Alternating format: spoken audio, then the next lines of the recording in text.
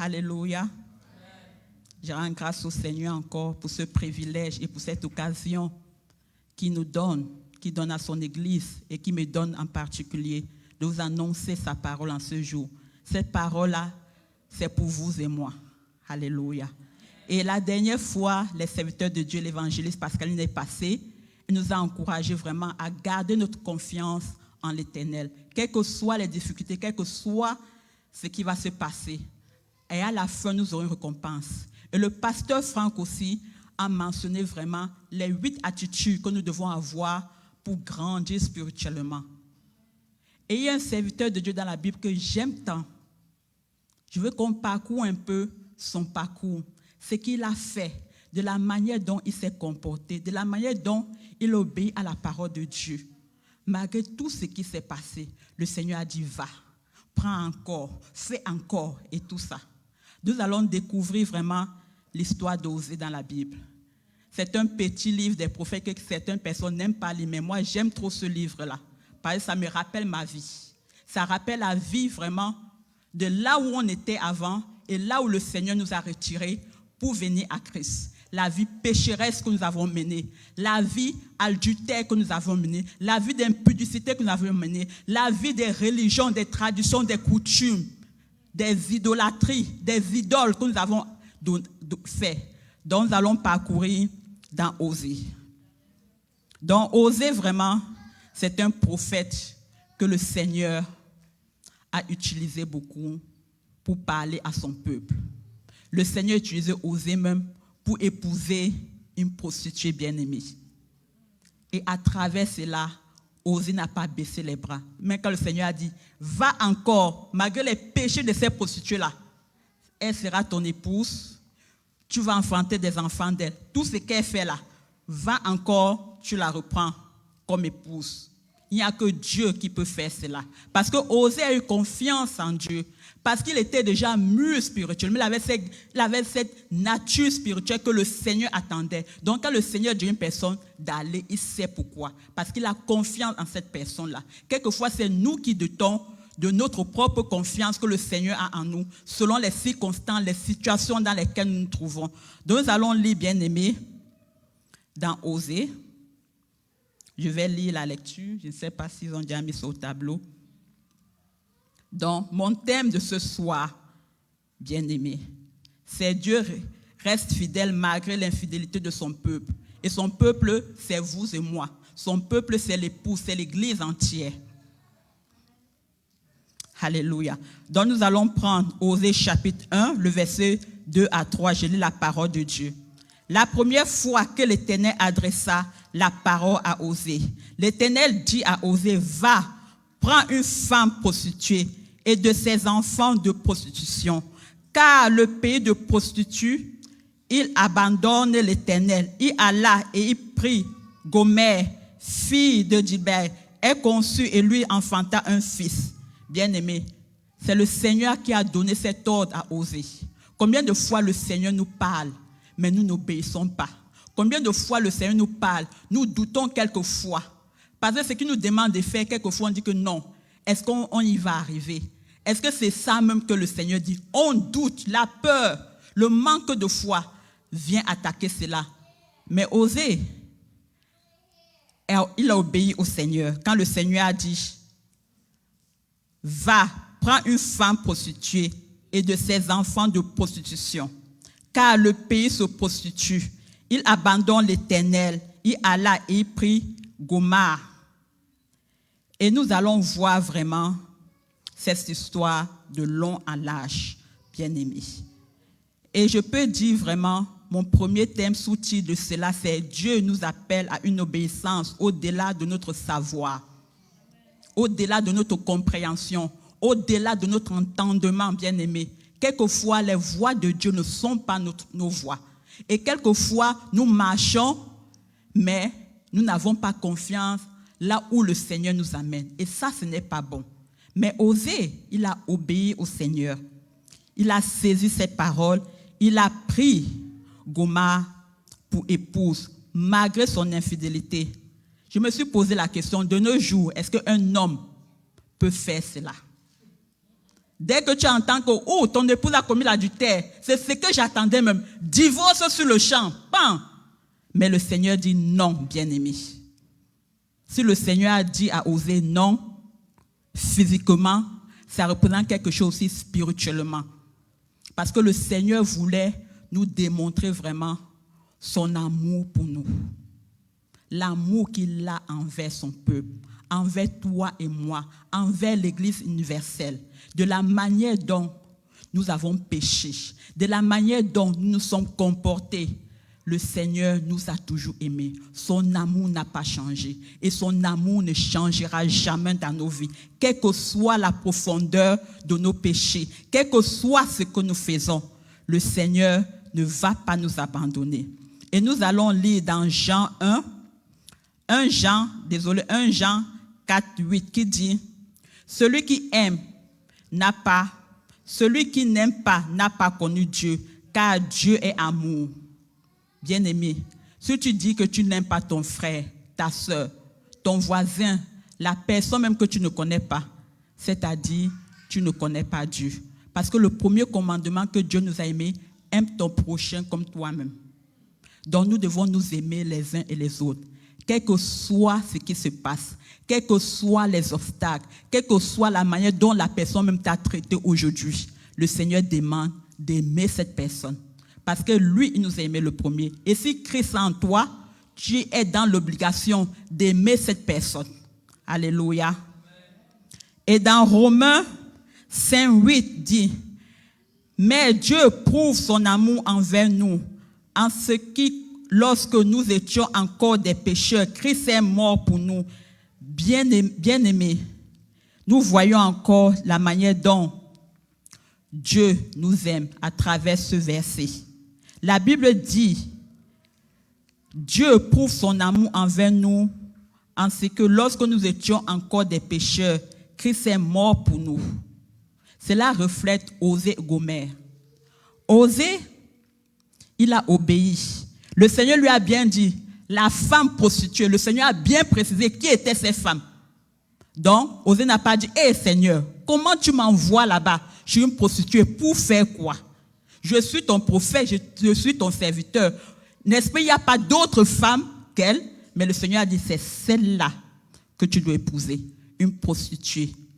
Nous tous ici, nous étions des prostituées aux yeux de Dieu.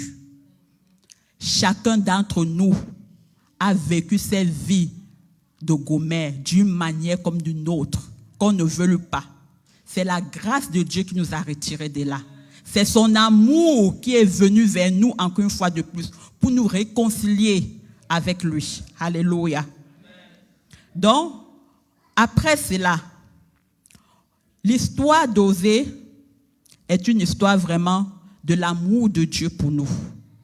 Cet amour inconditionnel, cet amour vraiment qui restaure, cet amour qui donne la paix, cet amour qui donne la joie, cet amour qui pardonne, cet amour qui entraîne une relation entre Dieu et nous. Parce que Osée n'a pas discuté avec Dieu. Il a obéi. Il a mis sa foi en pratique. Donc, comme je disais tout à l'heure, quand Dieu te demande de faire quelque chose, il faut juste obéir.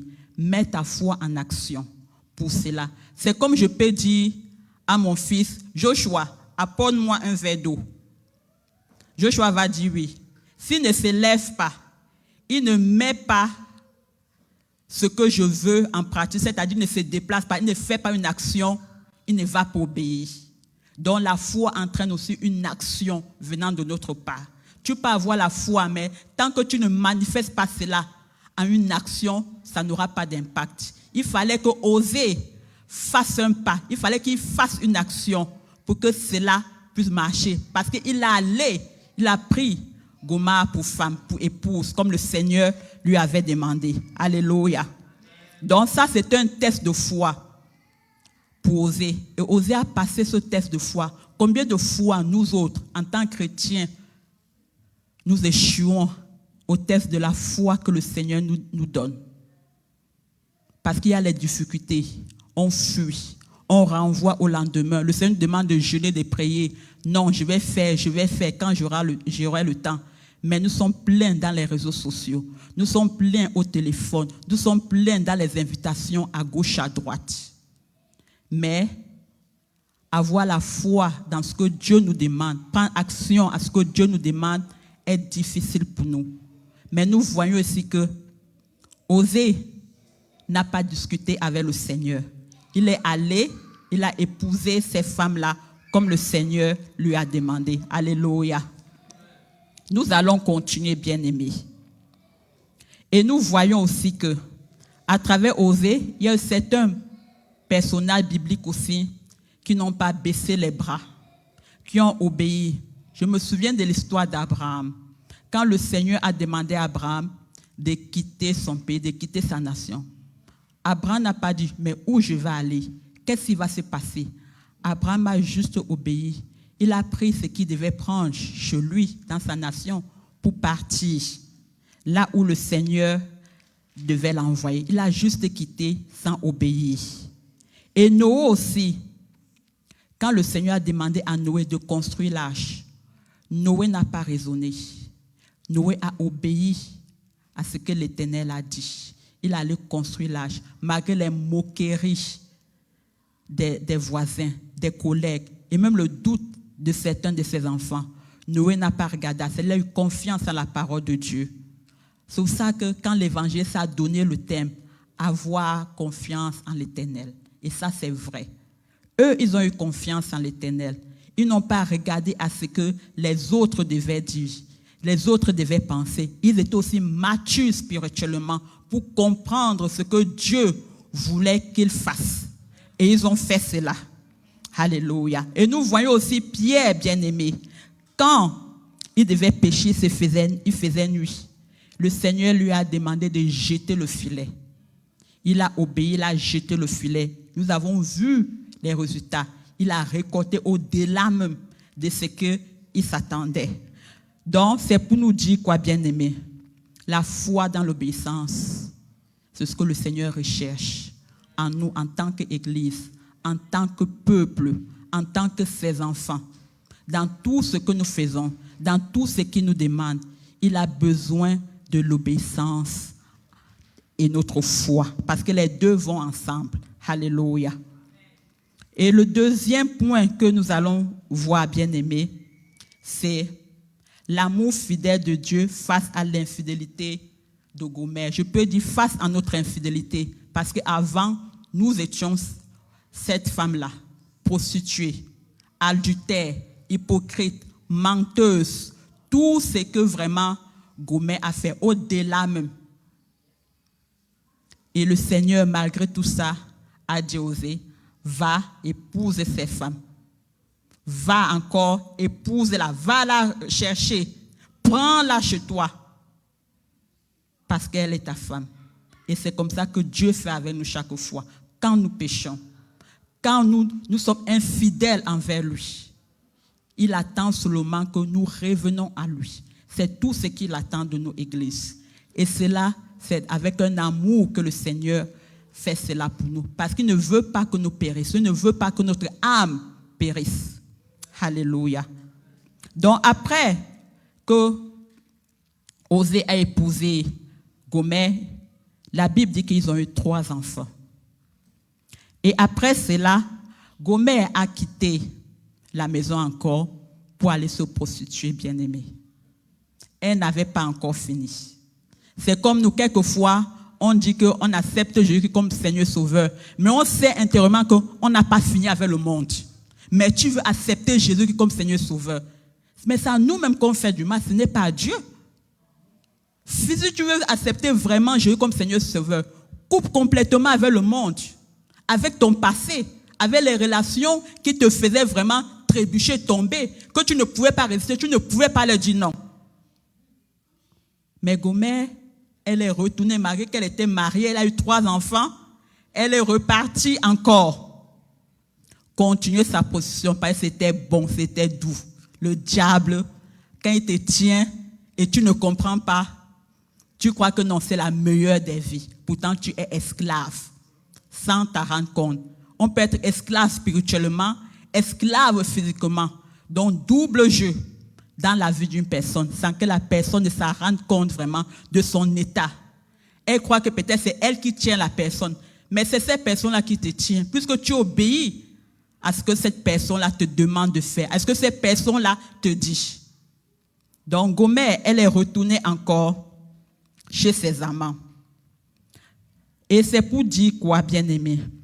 C'est pour dire, selon Osée chapitre 2, cependant, le nombre d'enfants d'Israël sera comme le sable de la mer, qui ne peut ni se mesurer, ni se compter. Et au milieu, qu'on leur disait, vous n'êtes pas mon peuple.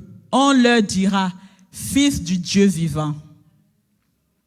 Les enfants de Juda et les enfants d'Israël se rassembleront, se donneront un chef et sortiront du pays, car grand sera la journée d'Israël.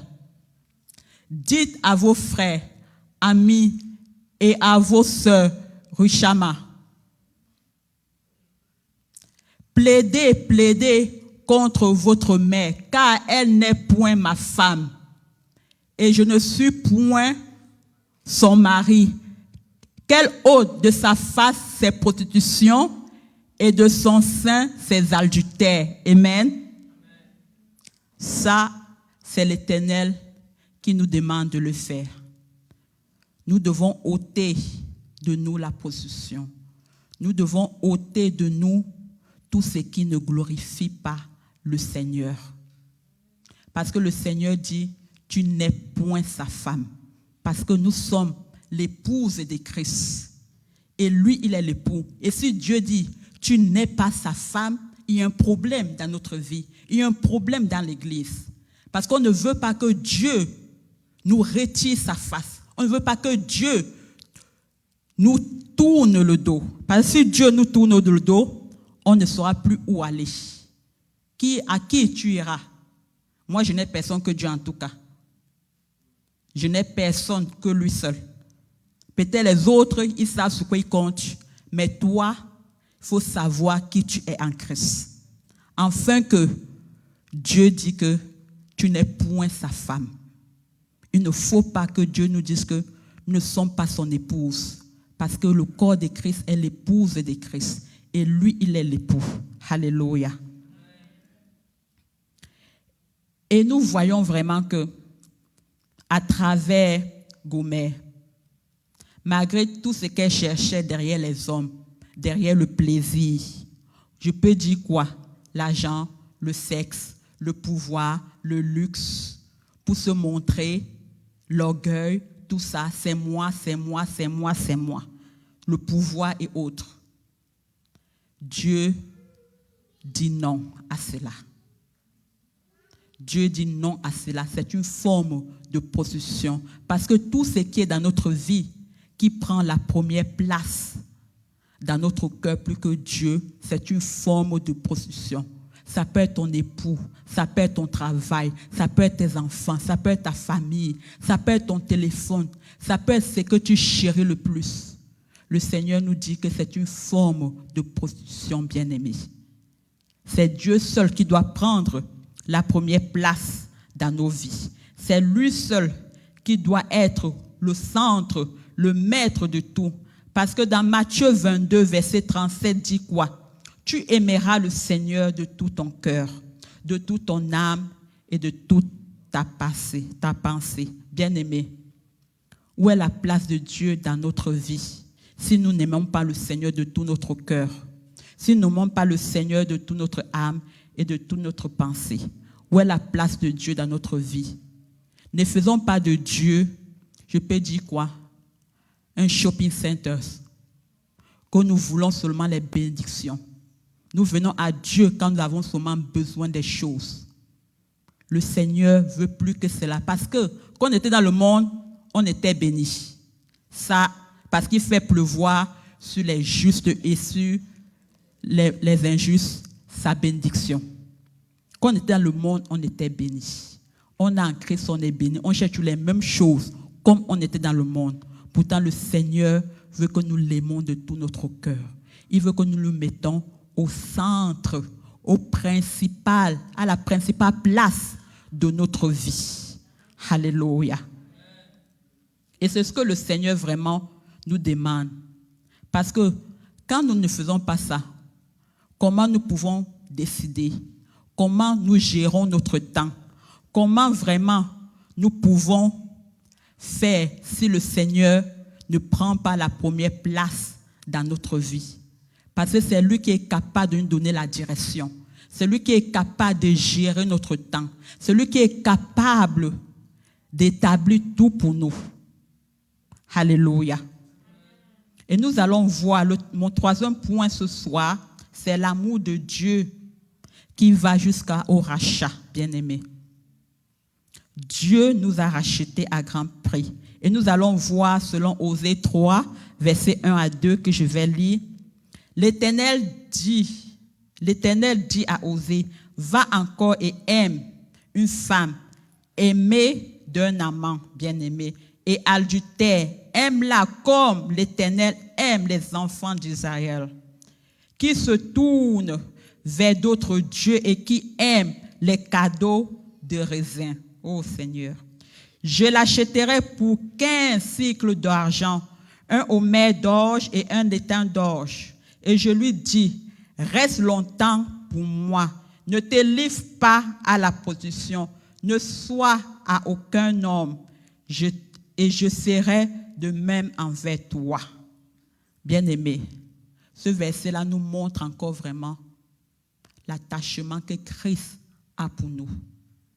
Parce que son sang a coulé pour chacun d'entre nous. Il a dit à Osée, va encore. Donc, ça veut dire que quand on dit encore là, ce n'était pas la première fois que la dame faisait cela. Imaginez-vous, de nos jours là, une personne se marie. Il avait son épouse. Mais l'épouse, chaque fois, va dehors. Va dehors. Même la famille va dire, hey, c'est quoi que tu as ramené comme ça à la maison? On ne veut pas de ces belles filles là chez nous. On ne veut pas de ces belles soeurs là chez nous. Nous, on va aller te chercher une autre, meilleure, peut-être au village, que nous connaissons. C'est elle qui va venir. Mais Dieu dit non, bien-aimé. Il dit, va encore prendre celle-là qui est en train de se prostituer, qui a des amants dehors, qui est en train de faire la vie. Ça, c'est difficile physiquement. Humainement, c'est difficile. Mais avec Christ, tout est possible. Mais avec la maturité spirituelle, Christ est capable de faire cela dans nos vies. Mais avec la confiance que nous avons en Christ, il est capable de faire cela. C'est pour ça qu'on dit sans Christ, il n'y a rien. Sans Christ, il n'y a rien, bien-aimé. Et Osée vraiment, il a obéi à cela. Il n'a pas dit non, Seigneur, je ne vais pas le faire. Pourquoi? Parce que tu prêches une parole, toi-même tu dois la vivre, ce que tu prêches. Tu dois être un modèle, tu dois être un exemple. C'est ça que Osée est obligé de passer par là pour montrer l'exemple, pour dire aux gens c'est comme ça qu'il faut faire, c'est comme ça qu'il faut vivre. Quel que soit ce qui se passe, quel que soit ce que ton conjoint te fait, quel que soit ce que ta conjointe te fait, aime-la toujours. Que ce soit ton fils, ton patron, tous ceux qui t'ont offensé, continue à les aimer. Continue à les appeler. Continue à être avec eux. Parce que c'est là que tu démontres l'amour de Christ. C'est là que tu montres que tu es supérieur à cela. Spirituellement, tu as mûri. Spirituellement, tu n'es plus comme Paul pouvait dire, un bébé spirituel. Esclave. Non. Tu as dépassé ces limites-là. Et c'est à cela que vraiment le Seigneur nous appelle. Et Osée, au lieu de rejeter, il est allé encore la chercher, comme le Seigneur a dit, va encore. Et Osée a dépensé de l'argent pour payer parce que sa femme était déjà esclave, bien-aimée, comme le texte nous a dit. Il a dépensé de l'argent pour aller récupérer sa femme. Peut-être même la position qu'elle fait là, c'est sûr qu'elle donnait, elle avait déjà les crédits chez les hommes là-bas. Donc, il fallait qu'il aille payer pour que vraiment elle sorte de là. Et c'est ce que vraiment Christ a fait avec nous. Il nous a rachetés avec son sang à la croix de Golgotha. Il a payé ce prix-là pour nous. Comme Osée a payé le prix pour le rachat, Christ aussi a payé ce prix-là pour nous racheter de nos péchés en tant qu'esclaves que nous étions. Dieu a payé le prix à travers son Fils Jésus-Christ.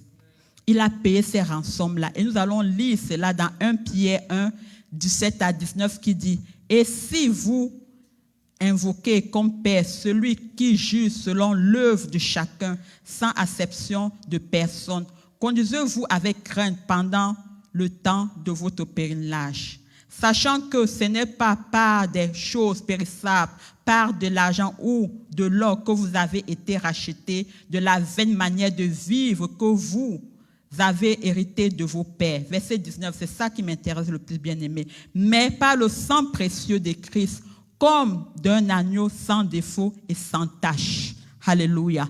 Nous voyons vraiment que Christ a payé ce prix-là, ce prix pour nous. Il a payé ce prix-là pour nous, bien-aimés. Il a pris la peine, par son sang, d'aller à la croix et de mourir pour nous. Il n'avait rien fait. Il n'avait aucun péché en lui. Mais il s'est fait pécheur pour que nous soyons sauvés, pour que vous et moi, nous soyons sauvés, pour que nous soyons avec lui. Alléluia. Et par son sang, vraiment, nous avons reçu le pardon de nos péchés. Et c'est la même chose quand Osée a racheté Gomer, Christ aussi, il nous a rachetés. Nous sommes l'église de Christ, nous sommes l'épouse de Christ. Donc, Gomer, au fait, représente le corps de Christ, l'église de Christ en général. Et Osée représente Christ, le prix que Christ a fait pour nous à la croix. C'est ce que Osée aussi était en train de faire. Alléluia. Et selon Éphésiens 1, verset 7 qui dit « En lui, nous avons la rédemption par son sang, la rémission des péchés, selon la richesse de sa grâce. » Bien-aimés, Dieu nous montre ici vraiment un amour immérité. Nous ne méritons pas cet amour-là, mais il nous a donné cet amour-là. Dieu nous a aimés alors que nous étions encore des pécheurs. Dieu nous a aimés, bien-aimés, je répète, alors que nous étions encore des pécheurs. Nous étions tellement pécheurs que si aujourd'hui Christ n'était pas là, je ne sais pas où nous serons. Moi particulièrement, je ne sais pas où j'allais être. Peut-être j'allais être déjà morte, être en enfer. Mais à cause de Christ, je suis encore là. Et je lui rends grâce pour cela. Alléluia. Donc, c'est comme vraiment, je peux dire quoi, un père, son enfant fuit, part. Il ne sait pas où l'enfant est. Mais qu'est-ce que le parent va faire? Le parent va veiller. Le parent aura espoir qu'un jour, son enfant retournera à la maison. Donc c'est comme ça avec nous. Quand nous quittons Christ, il est là toujours, il attend pour que nous revenons à lui. Il veille pour que non, rien ne nous arrive, que nous soyons réellement à lui. Parce que c'est lui qui est capable de tout pour nous. C'est lui qui est vraiment notre lumière. C'est lui qui est capable vraiment de nous attirer au Père. Alléluia. Mon quatrième point que je vais mentionner, bien aimé, c'est la restauration de Dieu. Dieu restaure toujours celui qui revient à lui. Quand tu reviens à Dieu, il te restaure. Il restaure les années que la sauterelle avait volées. Il restaure ta vie entière. Où les hommes se moquaient de toi, c'est ces mêmes hommes-là qui vont venir dire non, tu es un grand Dieu. Je veux suivre ton Dieu-là. Parce que tu as persévéré. Parce que tu as eu foi. Parce que tu as eu confiance. Et parce que tu as grandi spirituellement. Tu étais mature de comprendre que non. C'est ce chemin-là que Christ voulait que tu prennes pour arriver à la gloire, pour arriver au succès. Alléluia. Et nous allons lire Osée 14, versets 1 à 9. Isaïe revient à l'Éternel, ton Dieu, car tu es tombé par ton iniquité. Apportez avec vous des paroles et revenez à l'Éternel. Dites-lui, pardonne toutes mes iniquités et reçois-nous favorablement. nous t'offrions au lieu de taureau, hommage de nos lèvres. Assyrien ne nous sauvera pas. Bien-aimés, le Seigneur dit que les autres ne vont pas vous sauver. L'Assyrien ne vous sauvera pas. Nous ne monterons pas sur des chevaux et nous ne dirons plus à l'ouvrage de nos mains. Notre Dieu, car c'est auprès de toi que l'orphelin trouve compassion. Je réparerai leur infidélité.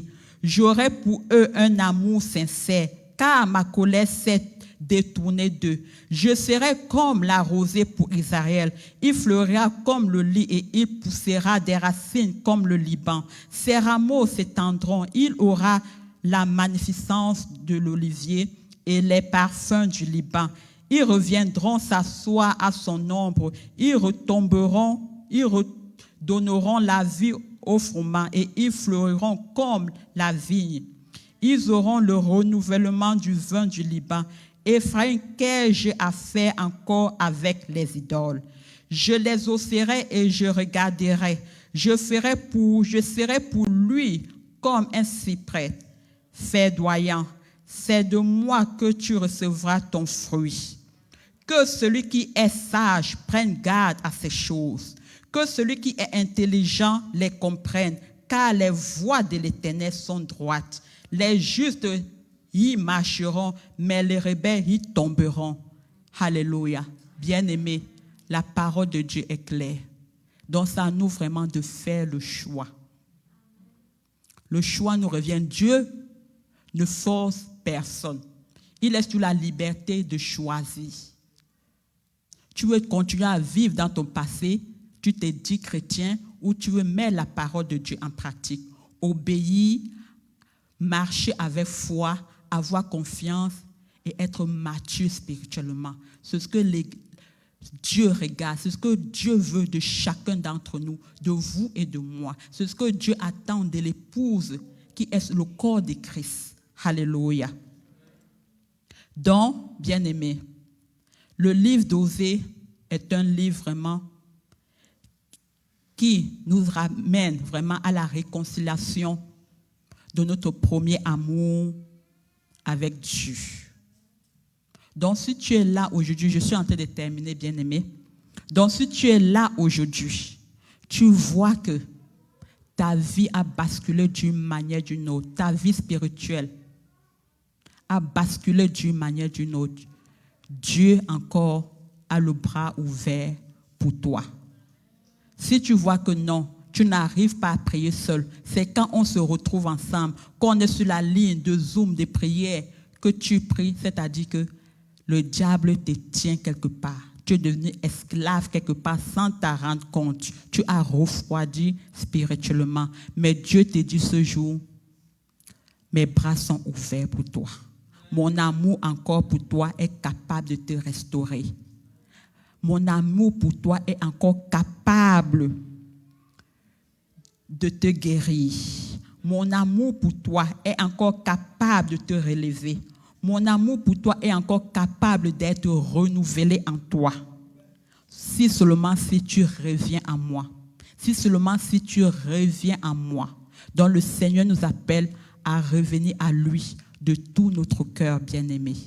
De tout notre cœur. Ne laissons rien prendre la première place du Seigneur dans notre vie. Et nous voyons vraiment que le Seigneur est un Dieu qui restaure. Il a restauré certains personnages dans la Bible qui ont failli, qui ont tombé, qui ont péché. Nous voyons l'histoire de David que nous connaissons tous, que Dieu appelait l'homme selon mon cœur. Nous savons que David avait commis l'adultère. Mais David a reconnu son tort. Il est entré en lui-même et le Seigneur l'a restauré.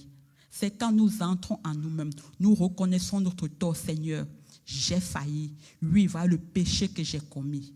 Le Seigneur est capable de restaurer. Mais tant que tu ne confesses pas, c'est-à-dire que tu satisfais encore le plaisir, le désir du diable en toi. Parce qu'un péché non confessé donne la victoire au diable, bien-aimé. Tant que tu ne confesses pas ton péché, le diable te tient toujours. Il te tient, il peut te malmener comme il veut. Tu peux prier, tu peux dire le sang de Jésus-Christ, mais tant que tu n'as pas confessé ce péché-là, le diable te tient. Et quand le diable tient un enfant de Dieu, il ne veut plus lâcher. Donc, c'est toujours préférable de confesser son péché devant l'Éternel des armées, afin qu'il te donne ces restaurations-là. Et quand il te donne ces restaurations-là, ce n'est plus pour aller commettre encore ce même péché-là. C'est pour délaisser ce péché-là. Dis non, je ne veux plus être comme j'étais avant.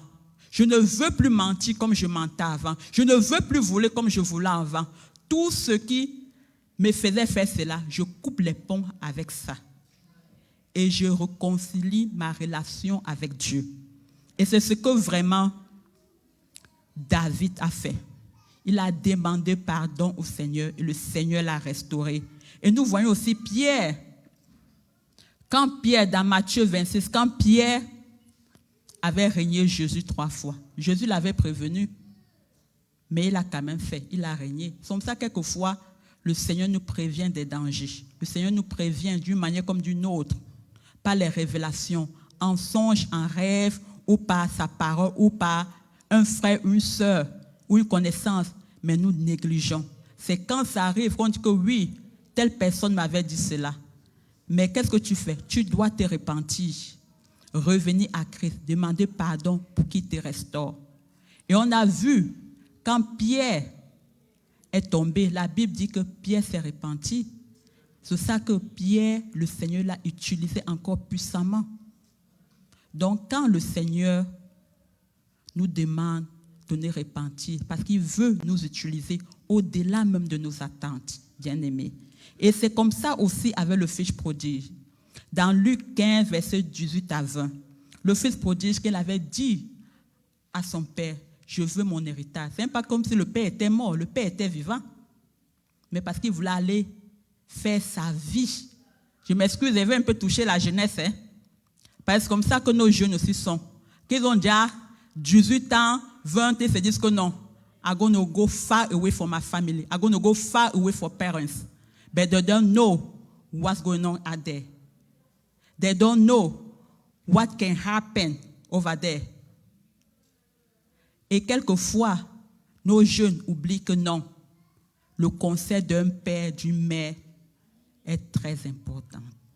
Ils doivent garder cela. Même si tu décides de partir, souviens-toi des conseils. Surtout quand tu as les parents chrétiens. Souviens-toi des enseignements que ton père et ta mère te donnent. Souviens-toi de la parole qu'ils te donnent chaque jour. Afin que quand tu iras là-bas, tu sauras comment faire. Parce que dehors, il y a les loups ravisseurs bien-aimés. Et c'est ce qui s'est passé avec le fils prodigue. Il se disait que non, papa est trop strict, papa est ceci, maman est cela. Mais qu'il est parti, il a tout lapidé, on l'a trompé. Il a tout perdu en un clin d'œil. Jusqu'à ce que la Bible dit quoi? Il mangeait quoi? La nourriture des porcs. Imaginez-vous. Chez toi, peut-être, ta maman te préparait, elle faisait ton lit, elle faisait tout.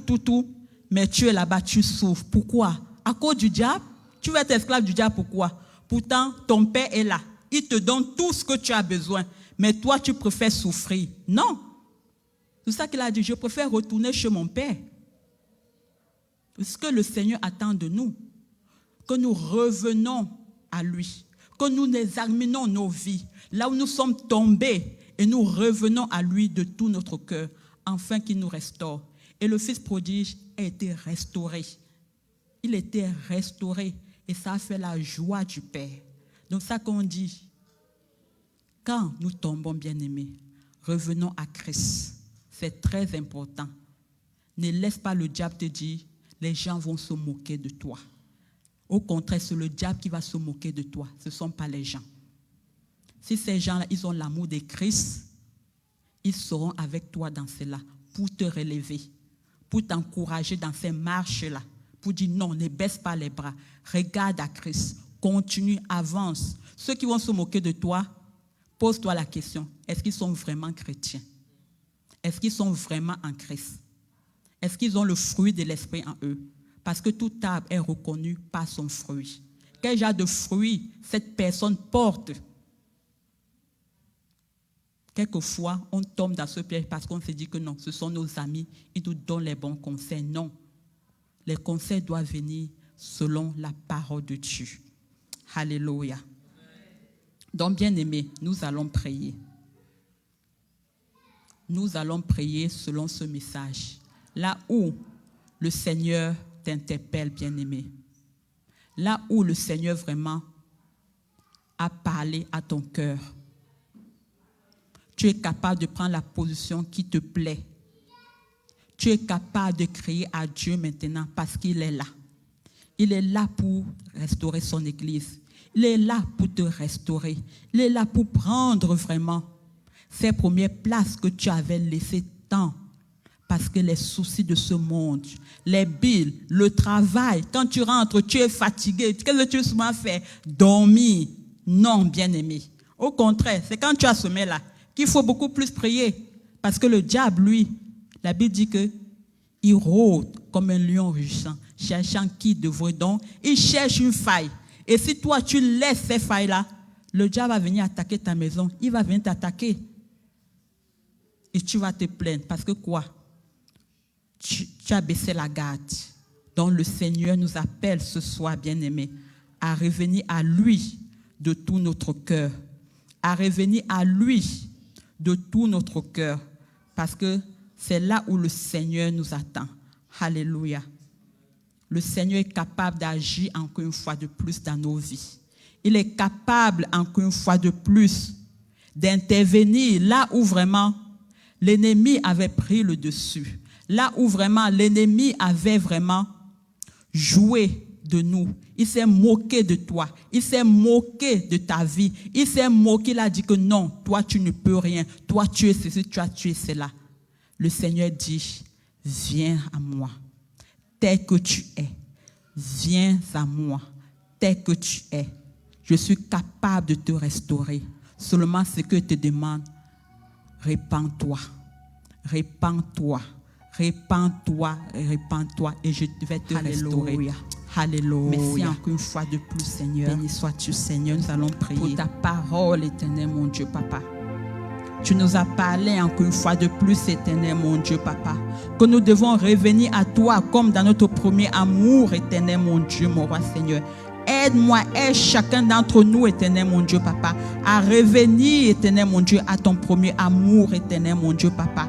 Oh, tu connais le cœur de tes enfants. Tu connais, éternel, mon Dieu, Papa, là où, éternel, mon Dieu, ton peuple a failli, éternel, mon Dieu. Bien-aimé, si tu es là, et tu vois que l'Esprit de Dieu te pousse à venir devant pour que nous prions pour toi. Fais-le, n'aie pas honte, parce que tu dois honner le diable dans ta vie. Tout ce qui faisait en sorte que tu n'arrivais pas à prier, tout ce qui faisait en sorte que ta vie spirituelle était bas, tout ce qui faisait en sorte que tu ne peux même pas jeûner, tout ce qui faisait en sorte que tu étais toujours esclave du mensonge, tu étais toujours esclave du péché, tu étais toujours esclave des choses de ce monde. Dieu dit, je suis capable de te restaurer. Je suis capable d'agir dans ta vie. Seulement si tu te répands, seulement si tu reviens à moi de tout ton cœur et tu me laisses la première place dans ton cœur et que tu me laisses la première place, tu me laisses diriger ta vie, tu me laisses prendre le contrôle de ta vie et je vais te restaurer et je vais te restaurer et je te donnerai les années que la sauterelle a volé et je vais te donner au centuple tout ce que tu avais perdu. Alléluia à toi, Seigneur Jésus.